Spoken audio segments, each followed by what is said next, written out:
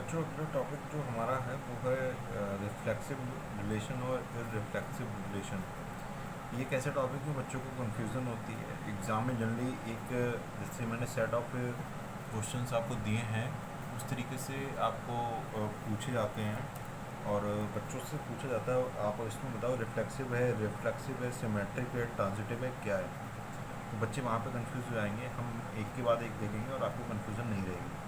ठीक है। सबसे बड़े रिफ्लेक्सिव रिलेशन क्या होते हैं, ये जैसे लिखा है for all a belongs to capital A comma a belongs to R. That means कि जो अगर आपका सपोज करो आपके सेट में 3 एलिमेंट्स हैं ए बी और सी। ठीक है, तो इसके रिफ्लेक्सिव पेयर बनाओगे तो ए कॉमा ए, B comma B, C comma सी बनेंगे। तो ये तीनों पेयर आपके एग्जाम्पल में मौजूद होने चाहिए। ठीक है। मेरी आपकी 2 शर्तें हैं कि आपको ये 2 याद करने पड़ेंगे ये। ठीक है। तो अगर 1 2 3 होगा तो आपके जो रिलेशन होगा उसमें 1 1 2 2 3 3 होना चाहिए। अब अगर मैं बात करूं कि आपका सेट ए बी सी है, ए बी सी का अगर कार्टेशियन प्रोडक्ट करोगे तो ये मैट्रिक्स आएगा A B A C B C B C C. तो इसमें अगर आप ये डायगोनल एलिमेंट्स को देखोगे, ठीक है, तो ये आपके सारा रिफ्लेक्सिव पेयर हैं। ठीक है। चलो हम आगे चलते हैं। हमसे पूछा गया है कि सबसे पहले बताओ कि R1 is equal to pi whether ये रिफ्लेक्सिव रिलेशन है या नहीं है। तो बेटा हमने आपसे कहा है कि ये तीनों ए बी बी और सी सी तीनों जो पेयर हैं रिफ्लेक्सिव पेयर वो आपके होने चाहिए। यहाँ पे तो कोई भी नहीं है, तो फिर ये आपका रिफ्लेक्सिव नहीं है। ठीक है। अगला R2 is equal to A into A. तो ये जो मतलब कि हम लोगों ने सेल्फ से मैट्रिक्स निकाला है, तो ये कार्टेशियन प्रोडक्ट आपका ये आएगा। ठीक है। अब जब आपके सारे इसमें ऑप्शंस आएंगे तो फिर ऑब्वियसली बात है आपका रिफ्लेक्सिव पेयर भी सारे आ जाएंगे। अब रिफ्लेक्सिव पेयर तीनों आ जाएंगे तो फिर हमारा ये फिर हो जाएगा। ठीक है।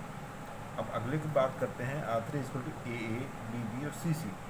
भाई हमारा जो सेट किया था, जब भी आपको कन्फ्यूजन हो सबसे पहले बेसिक सेट देखो, A equal to A B C हमारा बेसिक सेट था। रिफ्लेक्सिव पेयर क्या हुए, ए बी बी और सी सी तीनों मौजूद हैं, टिक लगा दो। अगला हमें क्या देखना है, रिफ्लेक्सिव पेयर। भाई reflexive pair a B b तो है लेकिन सी सी नहीं है। ठीक है, तो फिर ये नहीं होगा।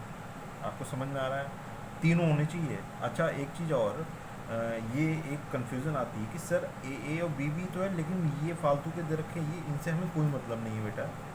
आपके जो रिफ्लेक्सिव पेयर बन रहे हैं ए बी और सी वो तीनों प्रेजेंट होने चाहिए।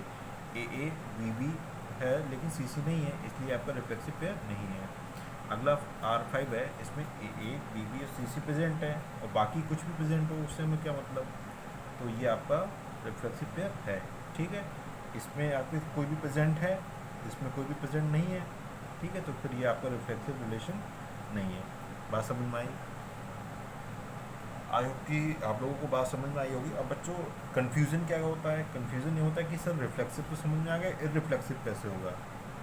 इररिफ्लेक्सिव मैं बताता हूँ। ठीक है। देखो इसमें शर्त ये थी कि reflexive pair should be present. ठीक है। इसमें शर्त यह है कि reflexive pair should not be present. कोई भी पेयर नहीं होना चाहिए। ठीक है, एक भी रिफ्लेक्सिव पेयर होगा तो फिर ये आपका नहीं होगा। ठीक है। एग्जाम्पल देखते हैं। R1 इक्वल टू 5, इसमें तो कुछ भी नहीं है, तो हम यही तो कह रहे थे रिफ्लेक्सिव पेयर नहीं है, तो फिर ये हो जाएगा। R2 equal to A into A, इसमें सारे पेयर आ जाएंगे, दैट मीन्स कि रिफ्लेक्सिव पेयर भी आ जाएंगे, इसलिए ये नहीं होगा। 3 equal to A B B C C, इसमें तो रिफ्लेक्सिव पेयर ही आ गए, ये भी नहीं होगा। इसमें A B B A, but A और बी तो आ गया भाई, हम तो कह रहे थे एक भी नहीं आना चाहिए, तो ये भी नहीं होगा। ठीक है, आपको बात समझ में आ रही है? अगला बताइए। अगला है आपका ए बी और सी सी। ठीक है, तो ये कैसे होगा।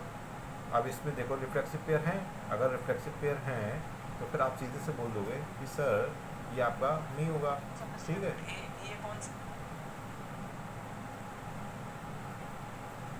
ए बी प्रेजेंट है, अब इसमें आपके कोई भी नहीं प्रेजेंट है, तो ये आपका रिफ्लेक्सिव हो जाएगा। ठीक है, इतनी सी बात थी। और ये बहुत इजी एग्जांपल है, एग्ज़ाम में आने वाला क्वेश्चन है, बट अगर आपके कॉन्सेप्ट क्लियर है आपको सिर्फ ये दो चीज़ें याद करनी है, ठीक है, इनको याद कर लो, कोई भी दिक्कत नहीं होगी, ठीक है बेटा।